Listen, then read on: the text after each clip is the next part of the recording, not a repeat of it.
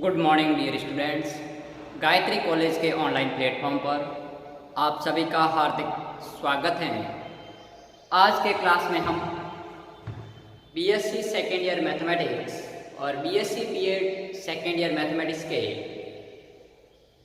आज के क्लास में हम न्यूमेरिकल एनालिसिस के chapter solution of algebraic and transcendental equations को आगे बढ़ाते हुए उनके तीसरे मेथड पर डिस्कस करेंगे, जिसका नाम है इटरेशन मेथड। हिंदी में जिसको बोलते हैं पुनरावर्ती विधि। क्या बोलते हैं? पुनरावर्ती विधि। अब देखिए, इससे पहले अपन ने दो मेथड कंसीडर किए। उन दोनों मेथड का क्या तरीका था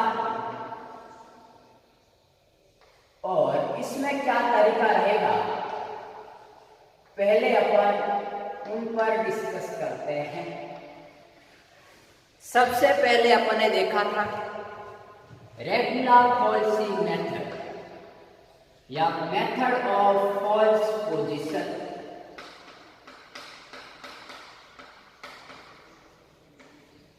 ठीक, मिथ्या स्थिति विधि जिसको अपन हिंदी में कहते हैं।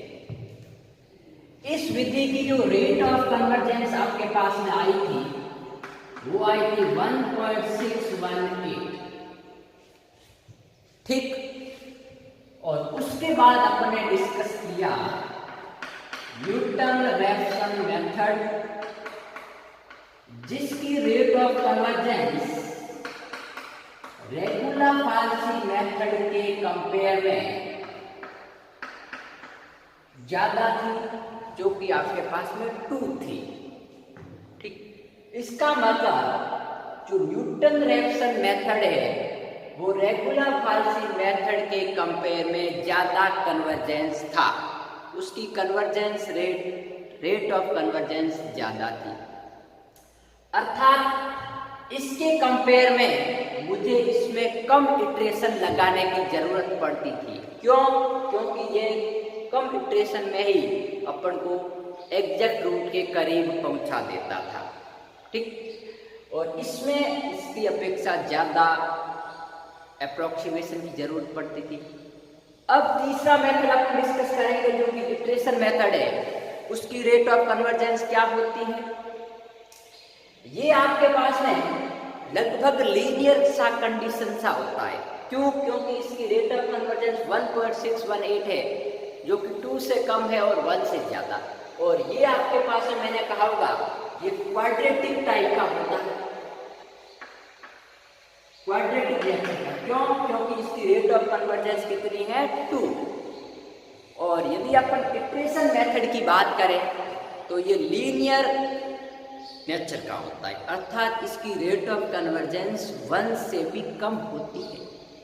ठीक, अब देखिए, इन दोनों के ऊपर अपन डिस्कस कर चुके हैं, जिसमें अपन इसमें तो एक पॉइंट फाइंड आउट करते थे, प्राइमरी पॉइंट, जिसको अपन कहते थे x0, जिस पर फंक्शन की वैल्यू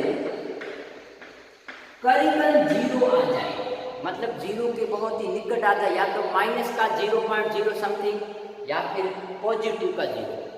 और रेगुलर फॉल्सी मेथड में अपन को इनिशियली 2 पॉइंट्स की रिक्वायरमेंट होती थी, जिसको अपन कहते थे x0 और x1।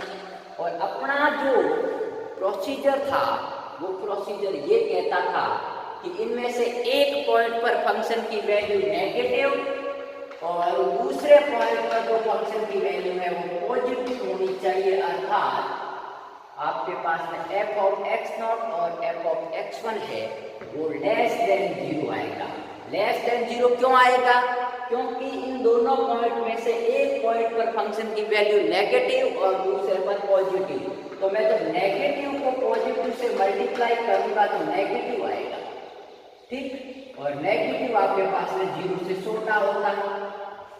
ठीक, इसका मतलब अपन ने ये देखा था कि ये कोई ऐसा कर्व होता है जिसमें एक पॉइंट को ये कंसीडर करते हैं और दूसरा पॉइंट को ये कंसीडर करते हैं, जिस पर ये फंक्शन की वैल्यू नेगेटिव और इस पॉइंट पर ये फंक्शन की वैल्यू पॉजिटिव। अपन को ये पॉइंट फाइंड आउट करना था जिस पर फंक्शन की वैल्यू क्या हो जाए, 0 हो जाए।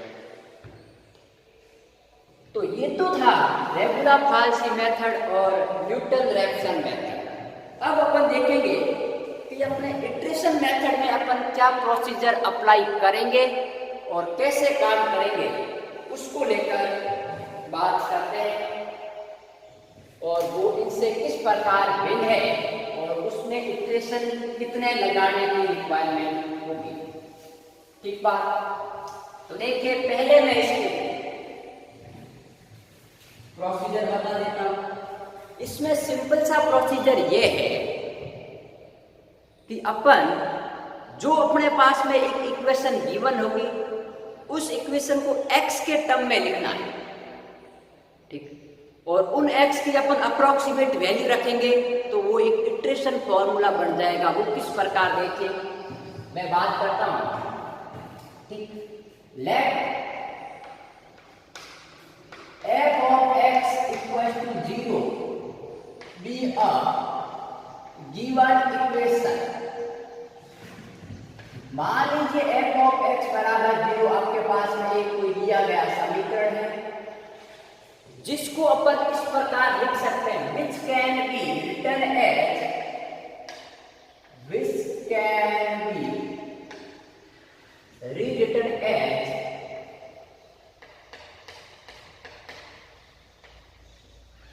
which can be written as x equal to 5 of x।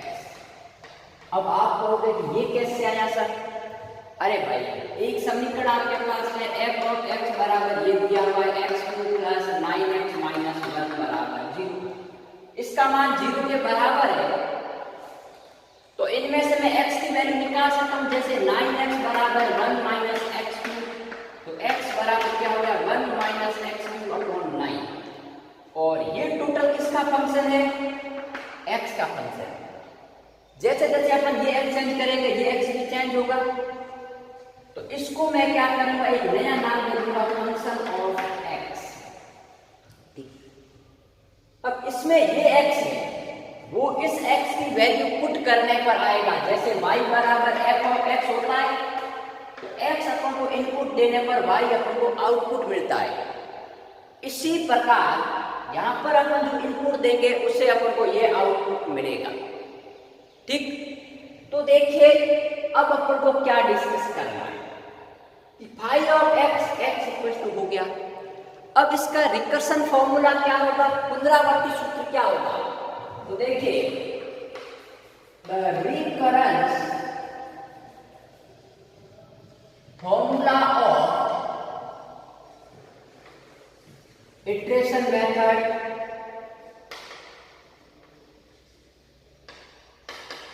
Is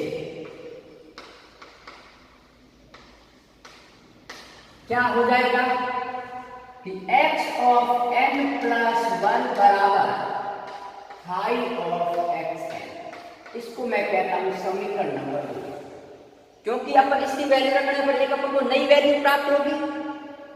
वो आपके पास में xn plus 1 equal to phi of x1 जो कि पुनरावर्ती सूत्र से अपन ने प्राप्त किया है। ठीक बात। अब सुनिए, अब मुझे इसकी रेट ऑफ कन्वर्जेंस पता करनी है। ये तो इसका फॉर्मूला हो गया। अब अपन क्या करेंगे, शुरुआत में x नॉट फाइंड आउट करेंगे। वही प्रोसीजर रहेगा जो कि न्यूटन रैप्सन में था, अभी मैं एग्जांपल के थ्रू बताऊंगा। ठीक। और x नॉट की वैल्यू रखेंगे तो x1 आएगा, फिर x1 की वापस वैल्यू रखेंगे तो x2 आएगा। तो अपन जैसे जैसे अप्रोक्सीमेशन की तरफ बढ़ेंगे अपने पास में रूट आता जाएगा। तो अब मुझे पढ़ना है rate of convergence, rate of convergence of iteration method।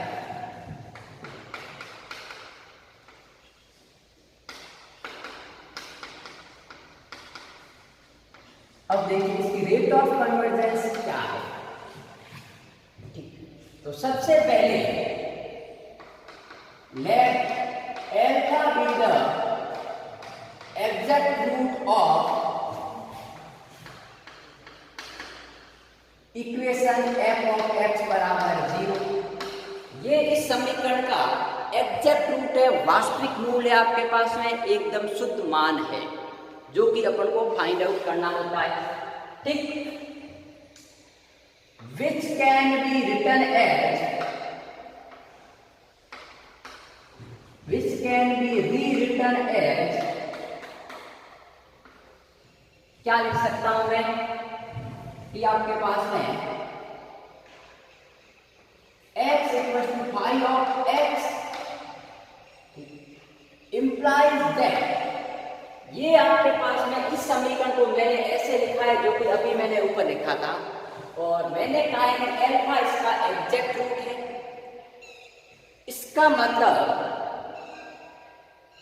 Alpha equal to five of alpha हो गया, alpha equal to five of alpha हो गया। इसको मैं समीकरण कह देता हूं 3। ठीक, x का मान रखने पर, क्योंकि x क्या है, इसका रूट ही तो है। नाउ बाय रिकरेशन फॉर्मूला आपके पास में ये होता है, now x of n plus 1 equal to 5 of xn। ठीक, अब मैं क्या करता हूं, अल्फा को जोड़ता हूं और ऐड करता हूं। ठीक, तो xn प्लस 1 माइनस अल्फा बराबर 5 ऑफ xn माइनस अल्फा। इससे पहले मैं आपको एक चीज बता देता हूं जो कि पहले भी बता चुका हूं, अब शॉर्ट में बताऊंगा। मैं ये जानता हूं कि जो एप्सिलॉन n होता है वो xn माइनस अल्फा होता है, इंप्लाइज दैट xn बराबर अल्फा प्लस एप्सिलॉन n, और एप्सिलॉन ऑफ n प्लस 1 होता है वो होता है h of n plus 1 minus alpha, implies that जो आपके पास में h ऑफ n प्लस 1 होता है वो होता है alpha plus epsilon of n plus 1।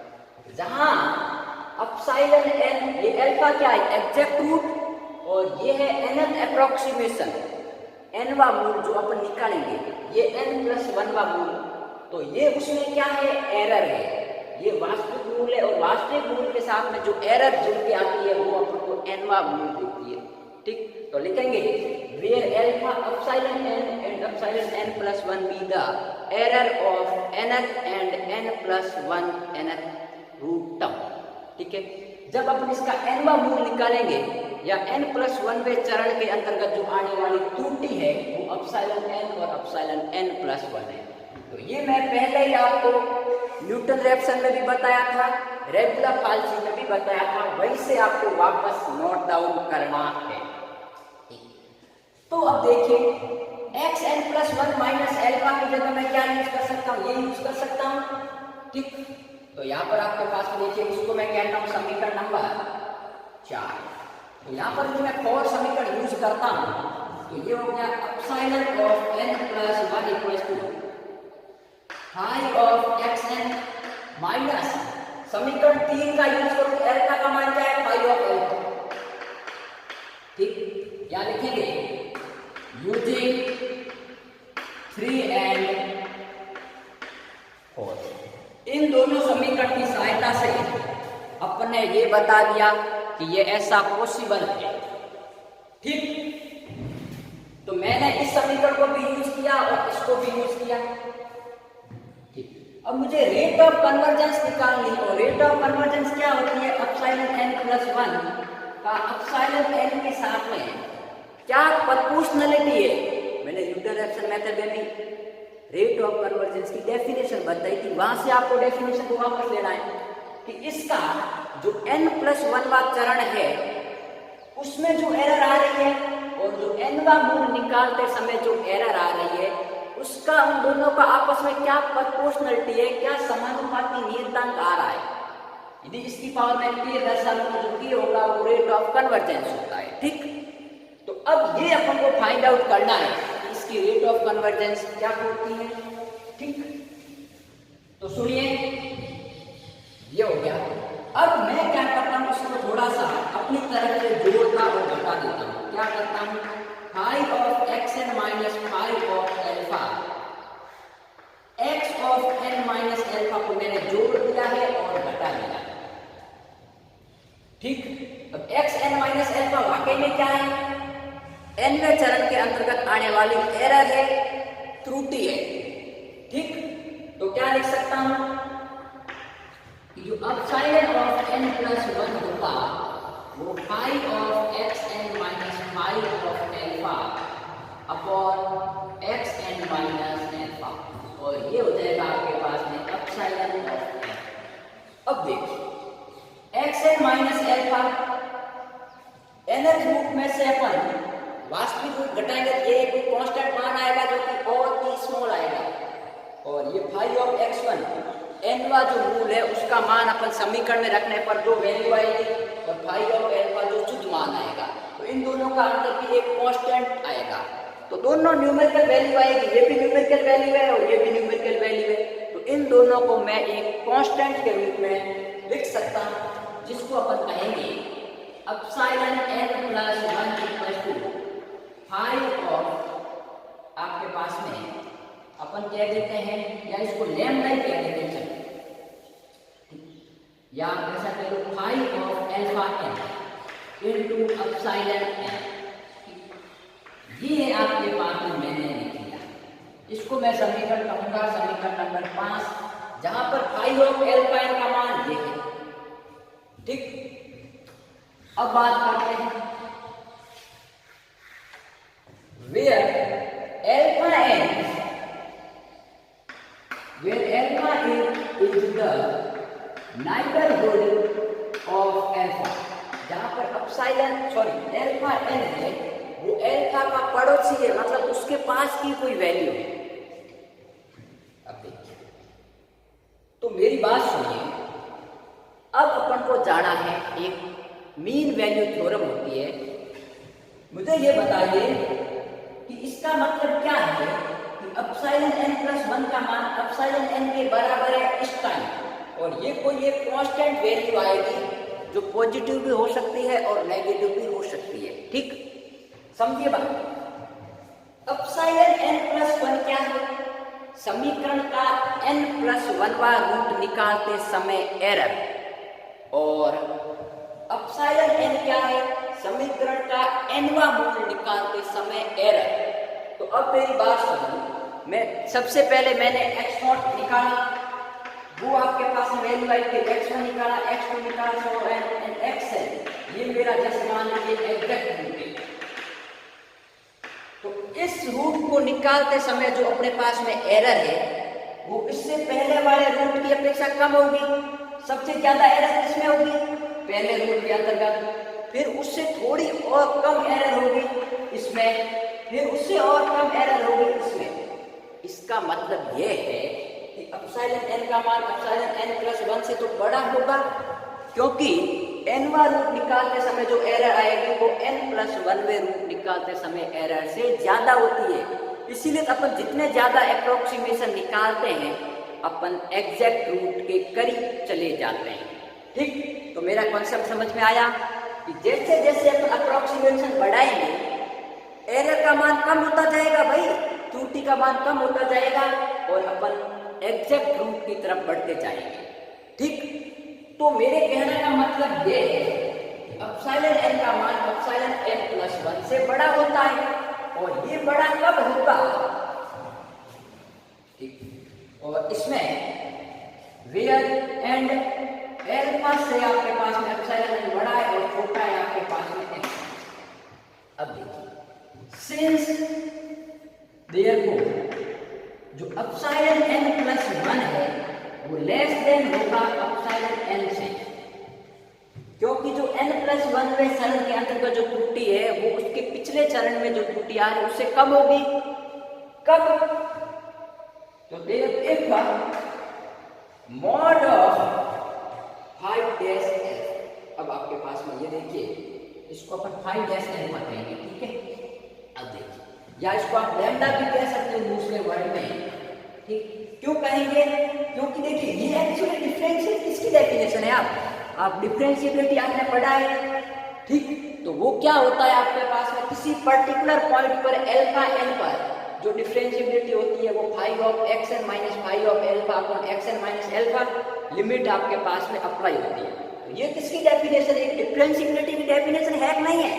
तो तो ये 5 डैश अल्फा n होगा। पहले मैंने यहाँ डैश नहीं लगाया था, ध्यान रखना ये 5 डैश अल्फा 1 होगा, इसका डेरिवेटिव होगा। क्यों होता है? क्योंकि ये डिफरेंशिएबिलिटी की डेफिनेशन को सेटिस्फाई कर रहा है, ये अवकलनीयता की परिभाषा है। ठीक, differentiability from first rule of derivative. तो ये 5 डैश अल्फा है।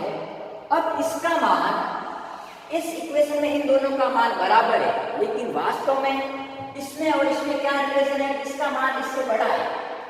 तो यदि इसका मान इससे बड़ा है तो मैं इसको एक से छोटी संख्या से गुणा करूंगा, तभी तो इसका मान इसके बराबर होगा।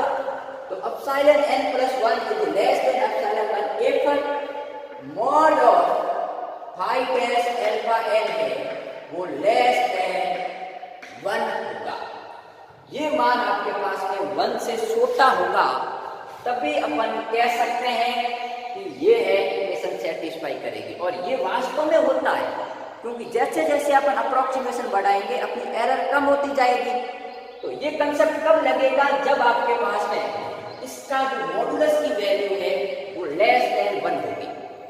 ठीक, तो कहने का मतलब क्या है कि इसकी वैल्यू या तो 1 से छोटी होगी या ग्रेटर देन होगी -1 से। तो जब भी मैं ये वैल्यू यहाँ रखूंगा तो उस केस में ये वैल्यू इससे बड़ी हो जाएगी, क्योंकि इस वैल्यू को अपन या तो ऋणात्मक संख्या से या 1 से छोटी संख्या से गुणा करेंगे तो ये टर्म छोटा होता जाएगा। तो उस कारण ये दोनों टर्म इक्वल आएंगे। तो इनको इक्वल लाने के लिए वास्तव में इनका और इनका रिलेशन ये होता है। तो उस केस में ये बराबर कब होगा? जब इसका मान है वो लेस देन 1 होगा। ठीक, तो इसका मतलब है कि जो आपके पास में इटरेशन मेथड है वो कन्वर्जेंट कब होगा? जब mod of 5 dash alpha is less than 1 होगा। और लेस देन 1 होगा, इसका मतलब है कि ये लीनियर कंडीशन को सेटिस्फाई कर रहा है आपके पास में। ठीक, तो अपन ने क्या कह दिया कि आपके पास में इटरेशन मेथड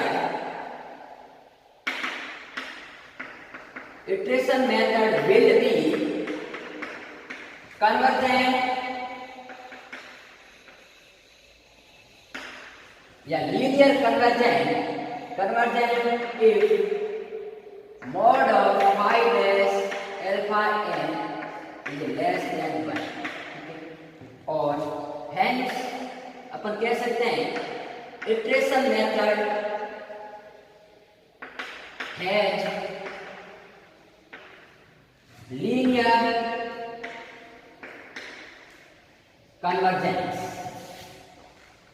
ठीक है, तो ये आपके पास में आ क्या है? रैखिक अभिसरण की दर को सेटिस्फाई करता है। क्यों? क्योंकि ये 1 से छोटा आ रहा है। और यदि इसकी प्रोपोर्शनलिटी का साइन देखें, क्योंकि मैंने कहा था कि रेट ऑफ कन्वर्जेंस होता है एप्सिलॉन n + 1 का एप्सिलॉन n के साथ में क्या प्रोपोर्शनलिटी है। तो इसकी प्रोपोर्शनलिटी, इसकी पावर क्या आ रही है? या इसकी पावर 1 ही तो आ रही है। इसके अकॉर्डिंग ये फिर लीनियर कन्वर्जेंस होगा। यदि 2 आता है तो अपन कहते हैं क्वाड्रेटिक कन्वर्जेंस। ठीक, तो अपन ये बात कर रहे थे rate of convergence of iteration method. अब अपन नेक्स्ट क्लास में बात करेंगे इसी इटरेशन मेथड के ऊपर न्यूमेरिकल प्रॉब्लम को कैसे डेवलप किया जाएगा, कैसे सॉल्व आउट किया जाएगा, उसको लेकर अपन बात करें।